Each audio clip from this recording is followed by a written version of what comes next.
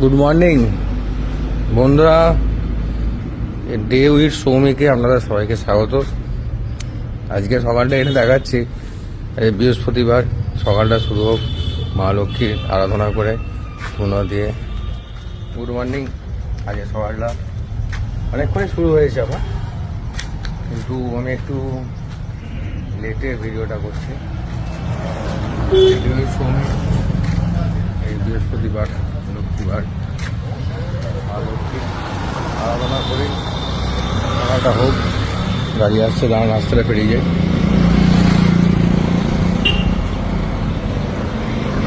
ধুনো দিতে হবে, আগুন নিয়ে যাচ্ছে। আমরা বাড়িতে ঢুকে দিয়ে দিই, কিন্তু আজকে ঢুকে আর নেই বলে সে আগুনে করছে। চলুন তারপর নয় দেখাচ্ছি।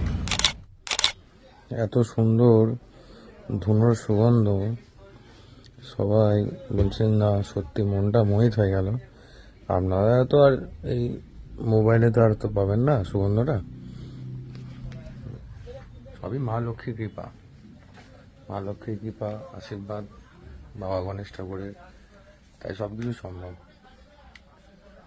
এই যে আগামীকাল থেকে ব্লগটা স্টার্ট করলাম, সত্যি বলছি মনটা হচ্ছে একটা ব্লগ দিই, কিন্তু শ্যুট করা নেই। তো এই শ্যুট করছি, এরপর যখন দেবো তখন হয়তো একটু লেট হয়ে যাবে ব্লগটা দিতে, কিন্তু খুব ভালো লাগছে।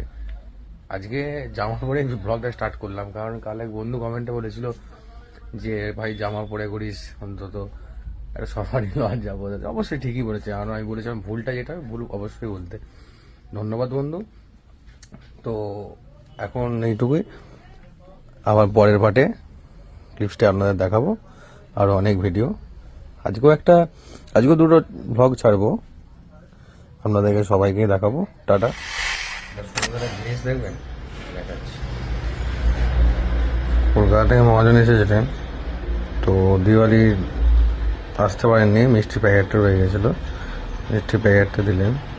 আর এর সাথে যে উপরে এত সুন্দর চকচক করছে, এই জিনিসটা কি সেটা আপনাদের দেখাচ্ছি। ধরুন, এত সুন্দর একটা জিনিস দেখুন, গণপতি বাপ্পা, মা লক্ষ্মী, একটা কয়েন দিয়ে গেছেন, এত সুন্দর। দর্শন করে নেই, আপনাদের সবাই দর্শনের জন্য দিলাম। এত সুন্দর একটা কয়েন। জয় মা লক্ষ্মী, জয় গণপতি বাপ্পা মরিয়া, জয় মা লক্ষ্মী। প্রতিদিনের মতো রাধাদেবকে স্মরণ করে দর্শন করে নিজের কর্মের দিকে এগোনো যায়।